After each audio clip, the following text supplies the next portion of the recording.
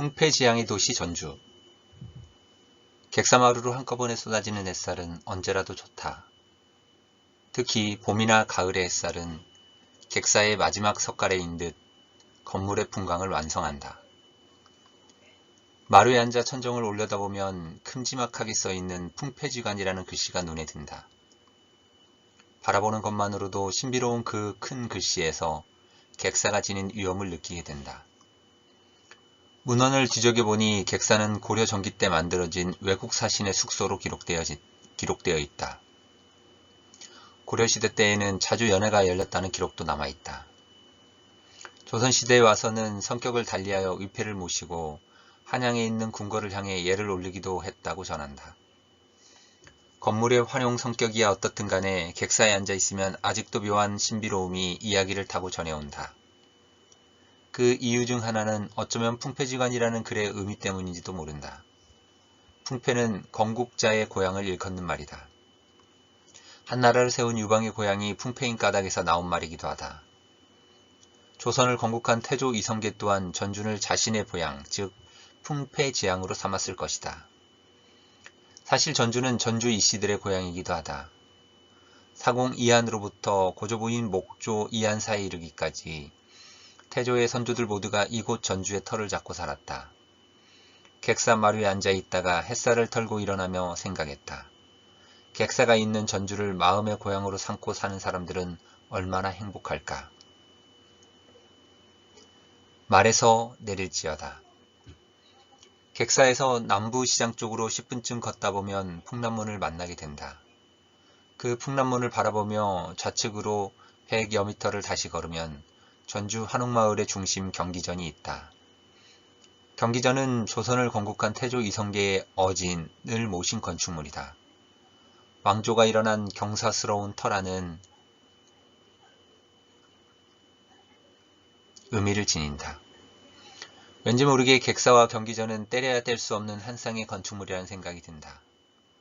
특히 경기전 정문 앞 항아비는 그 의미를 더해준다. 항아비의 본래 뜻은 태조의 어진을 모신 곳이므로 지나가는 사람은 모두 말에서 내리거나 아무나 출입하지 말라는 지차 개하마 자빈무득입이라는 의미를 새긴다. 설명서에 따르면 이 항아비는 광해군 6년에 세워졌다고 한다. 일반 항아비와는 다르게 판석 위에 비를 올리고 그 판석을 암수 한 쌍이 받치고 있는 독특한 형태를 지닌다. 왕의 초산을 아련하오하오. 경기전 안으로 들어가면 첫 번째 문인 외신문을 만날 수 있다. 그리고 정전으로 들어가는 내신문, 태조 어진이 봉안된 정전이 보기 좋게 일직선상의 구조로 풍광을 사로잡는다. 마침 경기전의 문화관광 해설사가 한 무리의 관광객을 이끌고 있어 그곳에 잠시 기립바퀴를 가져다 붙이니 경기전의 문을 통과할 때에는 동립서출해야 한다고 말한다. 다시 말해 동쪽으로 들어가서 서쪽으로 나와야 한다는 의미다. 관광객 중에 한 분이 가운데 길은 왜 사용하지 않느냐고 질문하자 문화관광 해설사는 가운데 길은 태조의 혼령이 드나드는 신도이기 때문이라고 답한다. 그 말 끝에 한 사람의 영혼이 죽은 이후에도 하나의 건축물을 통해 영원히 산다는 것은 축복일까 저주일까 생각해 보기도 한다. 어느 쪽이든 그것은 내가 경험할 수 없는 영역이어서 경기전은 그저 신비의 신비를 더할 뿐이다.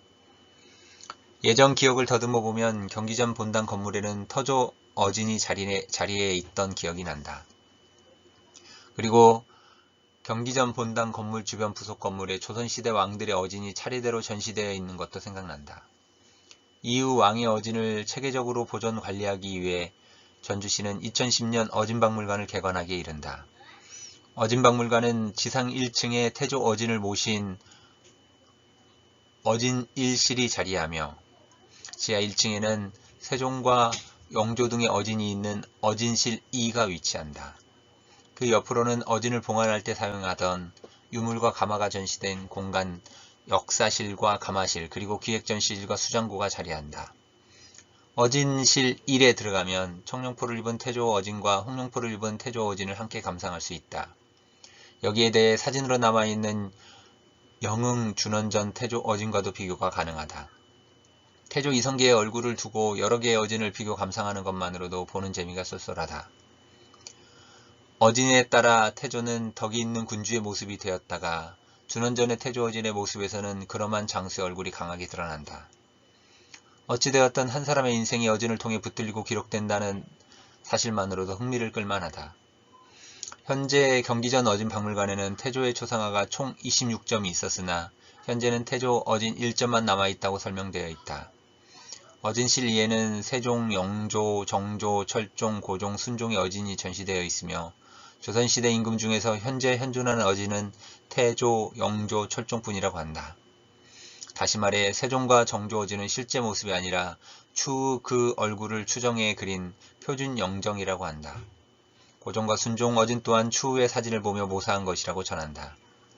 많은 사람이 오고 가는 전주 한옥마을에서 조선시대의 왕들을 한꺼번에 볼 수 있다는 사실 그 자체만으로도 흥미롭지만 이를 문화관광 자원으로 활용해 적극적으로 제공하는 전주시의 정책 또한 긍정적이라는 생각이 든다.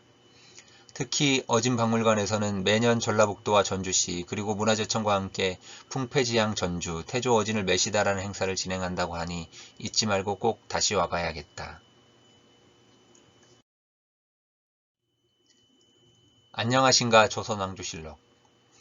어진 박물관을 빠져나오며 그 여운을 담아 전주사고의 발길을 돌려본다. 전주사고는 조선왕조실록을 비롯해 국가의 중요서적을 복원하던 건축물로 사용되어 왔다. 1997년 유네스코 지정 세계의 기록 유산으로 등재되어 조선왕조실록은 물론 태조부터 철종까지 총 25대 472년간의 역사를 기록한 기록물을 보관한다. 전주사고는 1893권 888책에 이르는 방대한 역사서를 보관할 만큼 분량면에서도 보는 이를 압도한다. 전주시가 제공한 자료에 따르면 전주사고에는 임진왜란 직전까지 태조부터 명종까지의 실록, 고려사, 고려사전료 등 각종 문헌 1344책이 보관되어 있다고 한다. 이후 선조 25년 임진왜란 때 춘추관 충주 성주의 3대 사고의 실록은 모두 소실되고 오직 정주사고본 실록만 유일하게 보존되었다고 전한다. 임진왜란 발발 후 경기전 참봉 오익길 정읍태인의 선비 손옥록과 아내 등이 태조 어진과 실록을 내장산으로 급히 옮긴 덕분에 지금의 전주사고본을 마주하게 된 것이다. 임진왜란이 끝난 후에는 선조의 명으로 전주사고본을 저본으로 실록을 다시 출판하여 한양의 춘추관과 강화도 정족산 사고, 평창 오대산 사고, 그리고 봉화 태백산 사고와 무주 적산산 사고 등 5대 사고에 다시 봉안하게 된다. 전주사고본 실록은 정족산 사고에 보관되었지만 현재는 서울대 규장각에 소장 중이다. 전주사고 2층 계단을 내려오다 보니 올라갈 때는 미처 보지 못했던 글귀 하나가 눈에 들어온다. 472년간의 역사를 담은 조선왕족실록의 편찬 과정과 이를 지켜내기 위한 우리 선조들의 노력, 다양한 체현을 통해 감상하고 우리 기속유산이 간직한 위대함과 소중함을 느껴보는 공간이라는 문구다.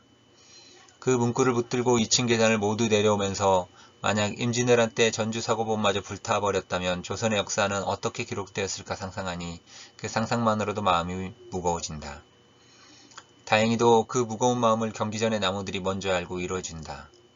경기전의 매화나무와 회화나무, 그리고 배롱나무와 대나무숲, 단풍나무와 느티나무, 은행나무와 팽나무 등의 자태가 무엇 하나 예사롭지 않은 것이 없다. 특히 대나무숲과 은행나무는 영화의 배경으로 많이 나온 탓인지 사진을 찍는 관광객이 많다. 그 어진 감정을 골라 나 또한 어진 박물관에 왕들의 초상처럼 사진 한 장 찰칵 남긴다.